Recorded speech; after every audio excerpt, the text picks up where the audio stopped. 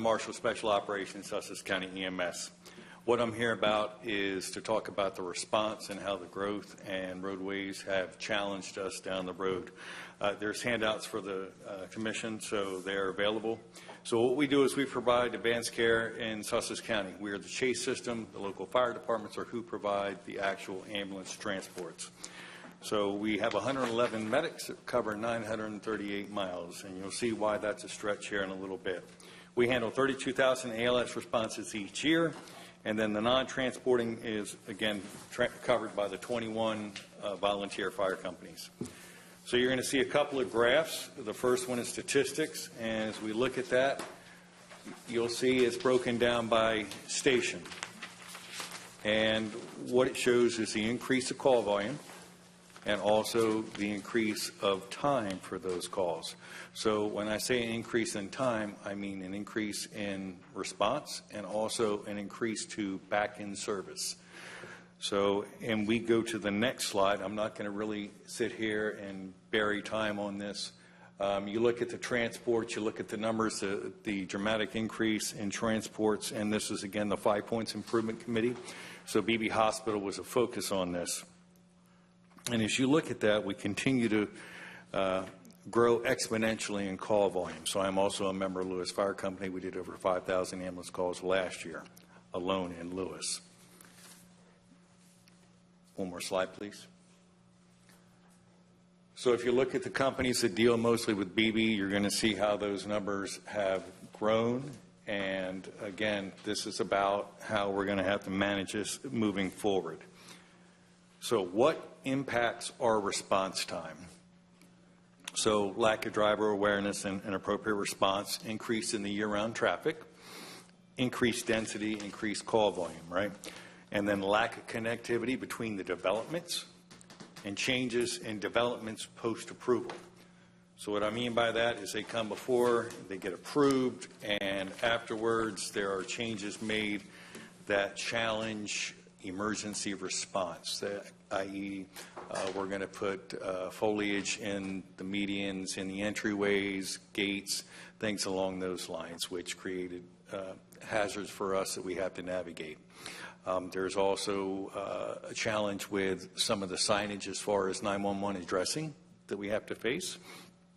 And because of the exponential growth, it's a challenge for us to stay ahead in our computer-aided system when we're responding.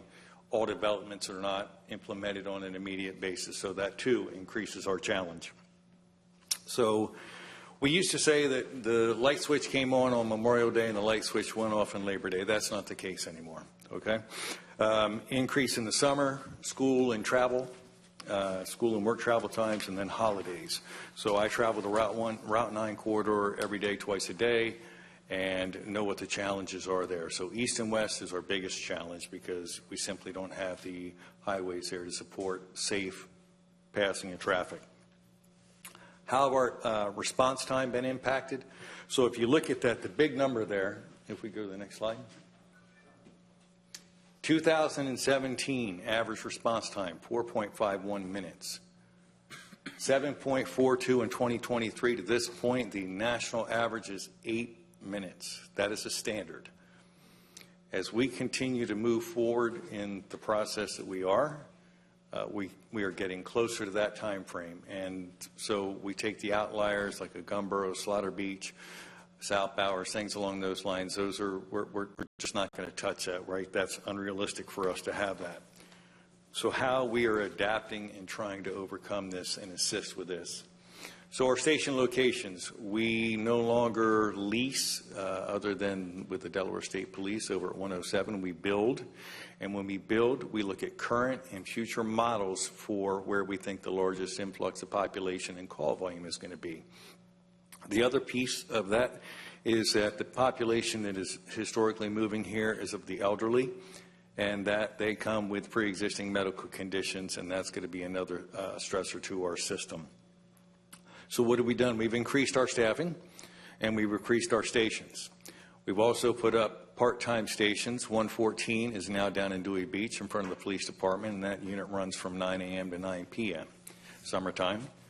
And 109, which is down by the county, off the county sewer, right off of Route 54, runs 7 a.m. to 7 p.m.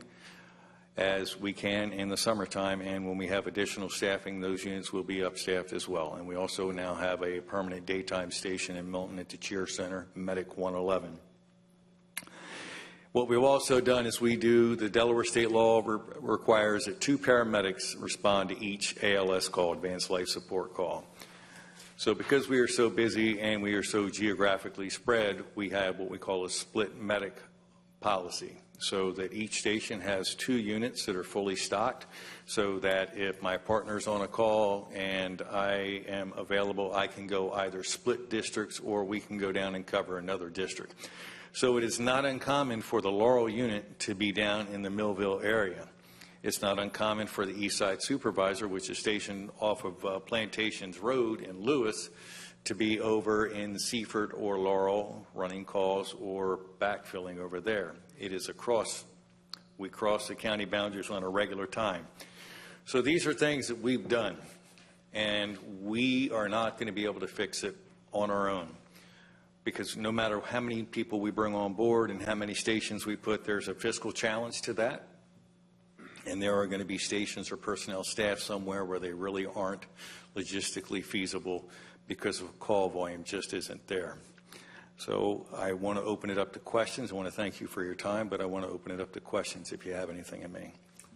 All right, so we thank you. We'll see if anyone on the commission has any questions down here somewhere. Bruce? For the benefit of the public, would you talk about the new 911 app that you fill out your information that helps first responders? Talking about the Smart 911? Yes, Yep. sir. So it's a free app that you can go online to Smart 911 and you can provide as much information as you would like. That information is secured in a server that is not accessed by us or any emergency responder unless that phone number calls 911. At that point, it populates to our computer, and it remains live with us until the call is completed. And what you can provide is, are there pets in the house? Is there a handicapped individual that is unable to move? Medical history, where hide keys are, things along those lines. So that's free.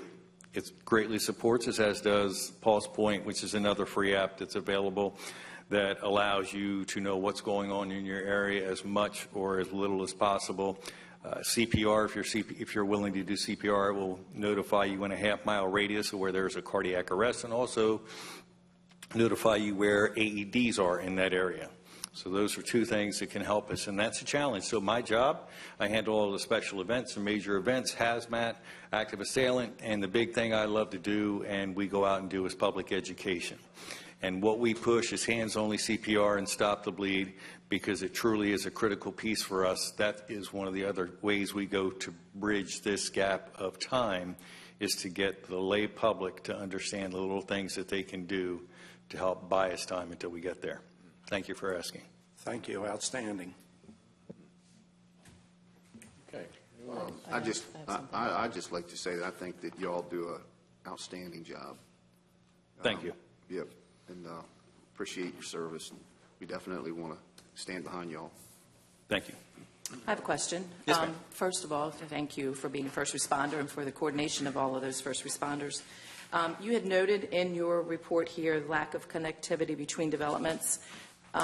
Oftentimes, when we're looking at a new project, we ask that there be an emergency access if it only has one access entrance to the Right. development itself. Do you find that to be helpful if we require that?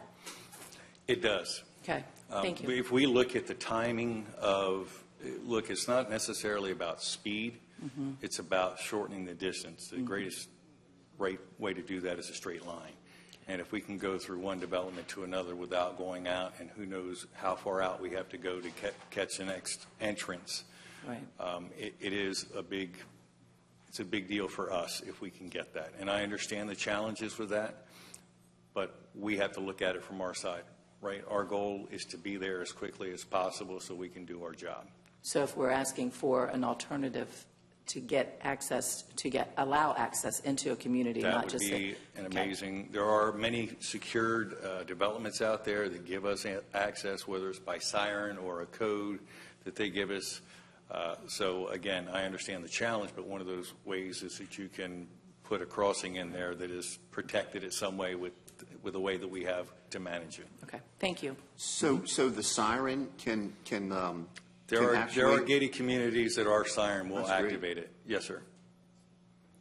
Yes, how effective are those? Because I know we had a fireman here last meeting who said that a lot of these gates don't ever work, and if, depending on which fire company gets there, you just sit. Right, so there is a challenge at times. Right, technology has advanced. Some of these have not been advanced with the technology.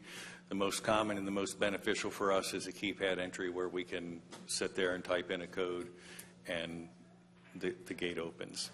Worst case scenario, we take the gate.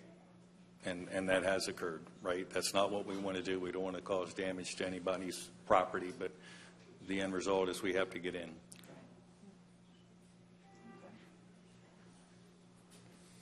You had said something to me at one time about speed bumps, that, because I know my neighborhood Right. wants to do that, but. you know. So we can appreciate the need or what the proposed need for the speed bumps are.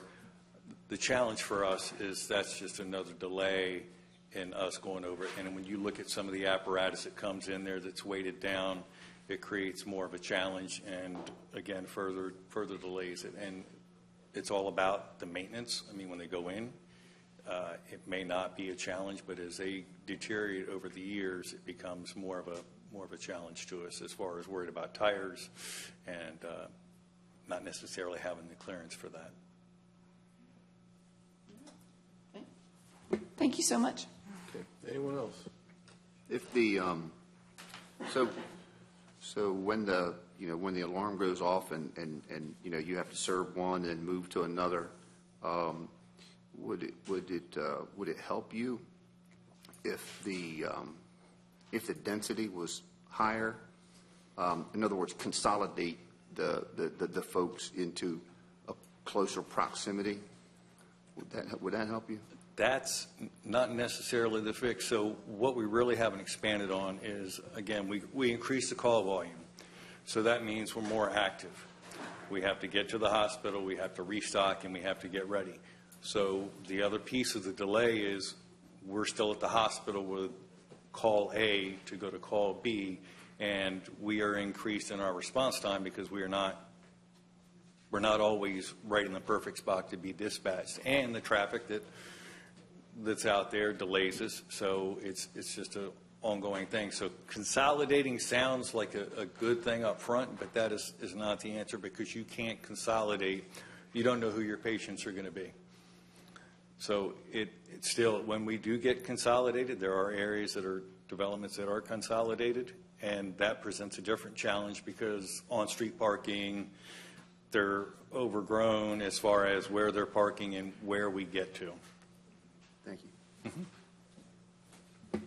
So parking, that's one of the, So, again, we've had this conversation.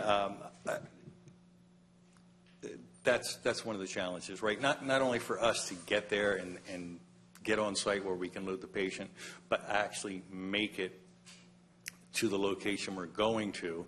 And now I speak not only of ambulances and paramedics, but I'm talking about fire trucks.